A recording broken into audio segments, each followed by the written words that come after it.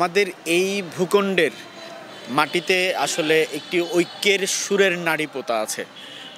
আমাদের এবারের ২৪-এর গণঅভ্যুত্থানের পরে এক নতুন বাংলাদেশ বিনির্মাণের স্বপ্ন দেখছি আমরা, যেটি আসলে একটি বৈষম্যহীন সমতার আর বাংলাদেশ। তো আমরা যেটি বিশ্বাস করি যে এই যে আমাদের ঐক্যের সুরের নাড়ি পোতা আছে, আমরা সেই ঐক্যের সুরটাকে এই বৈষম্যহীন বাংলাদেশে বিনির্মাণ করতে চাই। তো যার কারণে আমরা এবারের যে অমর ২১শে ফেব্রুয়ারি সেটি আমাদের কাছে এই নতুন বাংলাদেশে একটি ভিন্ন বার্তা নিয়ে এসেছে। আমরা মনে করছি সেই বার্তাটি হচ্ছে ঐক্যের সুরের। তো আমরা সেই কারণে এবারে শত শিল্পীকে নিয়ে বিভিন্ন সংগঠনের এই গানের মিছিলটি সম্পন্ন করেছি।